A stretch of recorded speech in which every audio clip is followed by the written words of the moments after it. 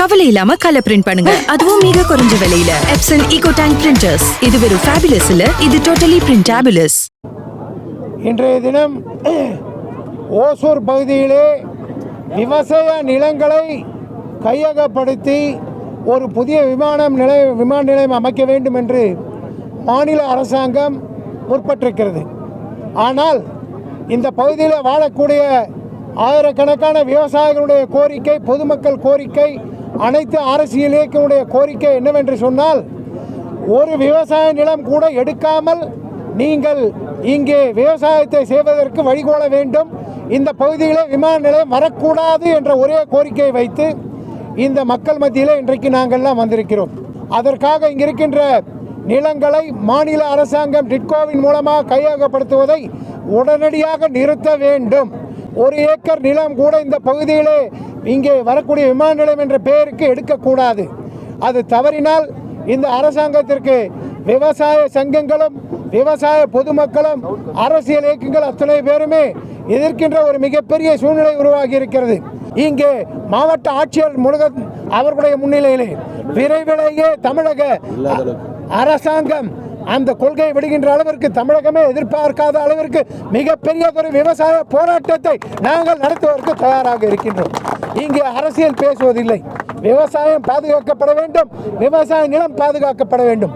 அதற்கு எந்த தியாகத்தையும் செய்வதற்கு நாங்கள் தயாராக இருக்கின்றோம் என்பதை இங்கே தெளிவாக தெரிவித்திருக்கின்றோம். ఇంకా మోడీ గారి వరకు ఎత్తుకోపోయి రైతులు కడుపు కొట్టే ప్రాజెక్టు యావది எந்த விவசாய நிலத்தையும் அடித்து எடுத்து அப்பேற்பட்ட விமான நிலையம் எங்களுக்கு தேவை இல்லை என்பது நான் உங்களோடு உறுதியாக இருக்கிறேன். ஒரு சின்ன காரியம், நம்ம நண்பர்களாக வந்தாங்க, அருண் எல்லாருமே வந்தாங்க. சார், இந்த எஸ்டிஆர் ரோடுக்கு சர்வீஸ் ரோடே கிடைக்கல சார், 5 வருஷமாக போராடிட்டு இருக்கோம்னு சொன்னாங்க.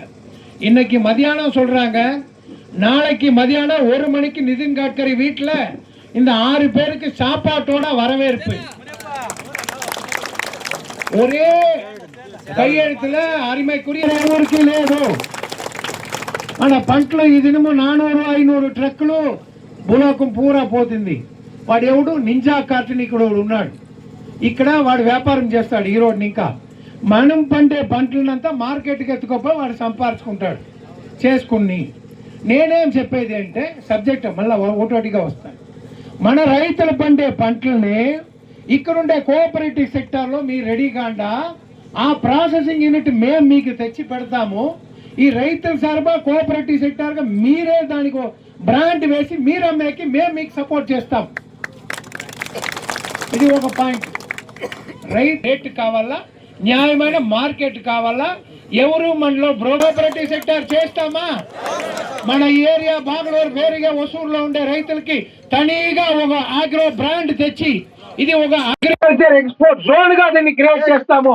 ఇక్కడ ఎయిర్పోర్ట్ రాదు, agriculture export zone Tamil Nadu government లో తెచ్చి పెట్టి ఈ ఏరియాలో ఈ రైతులు పంటే ప్రాజెక్ట్ తప్ప వేరే యా ప్రాజెక్ట్ రాకూడదని తీర్మానం ఈ రోజు మనం ఎత్తుకుంటాం.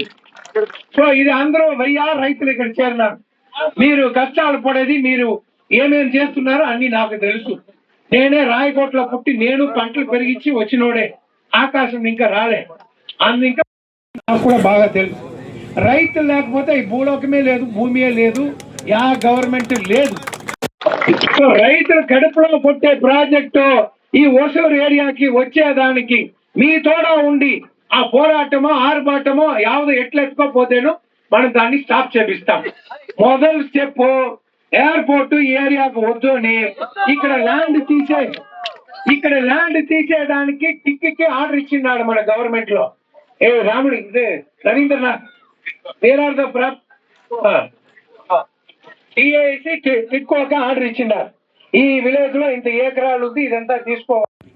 ఆల్రెడీ గవర్నమెంట్ లో ఏం చేస్తా ఉండారు, మేము ఎస్టీఆర్ సర్వీస్ రోడ్ తీసిస్తే దానికి నితిన్ గడ్కరీ గారు కాంపన్సేషన్ ఇచ్చేకి మీరు ఏకరాకు 10 కోట్లు అయితే కూడా నేను ఇస్తాను ఆయన చెప్పినాడు.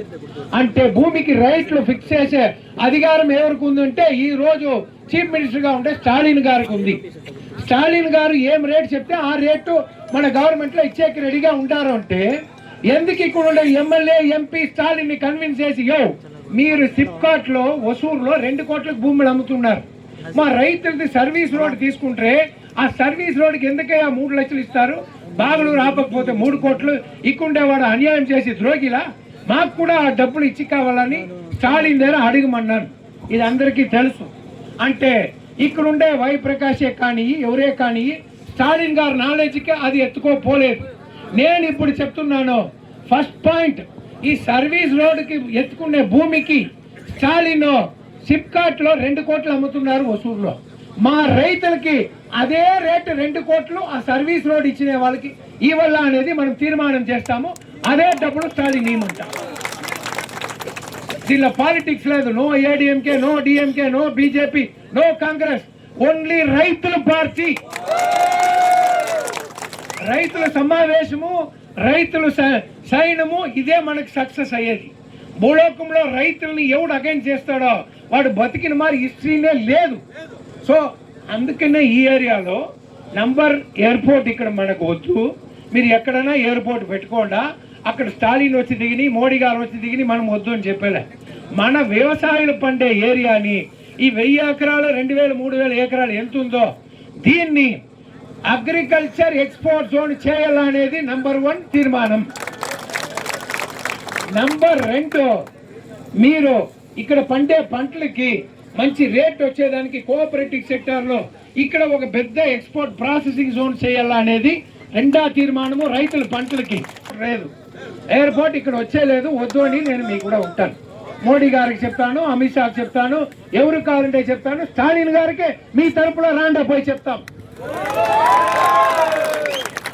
స్టాలిన్ ఏమి ఆకాశం ఇంకా రాలేదు, మన అట్లా వాడే. అందుని ఇంకా ఆయనకు పోయి చెప్పే వాళ్ళు చెప్పలేదు.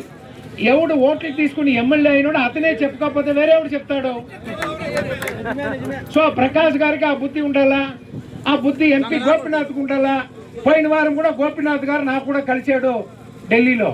నేను వ్యవసాయ మంత్రి రాజ్నాథ్ సింగ్ని కలిసి వచ్చాను. ఎందుకు పోయినానంటే మా కృష్ణగిరి ఏరియాలో ఈ మ్యాంగో పల్ప్, మ్యాంగో పంటలు వ్యవసాయాలకి రేట్ ఇవ్వకుండా రైతులు రోడ్లో పోసి కడుపుమంట అయిపోయింది. ఆడుండే ఫ్యాక్టరీలంతా డిఎంకే వాళ్ళు సైన్యం కట్టుకున్నారు. 6 రూపాయల పైకి మ్యాంగోకి డబ్బులు ఇచ్చేలేని కూర్చున్నారు. ఎవరు? ఈ ఫ్యాక్టరీ వాళ్ళు.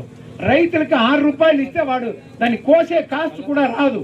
రైతులు కొనిపోయి పంటని రోడ్లో పోసి అవమానమైంది దేశానికి.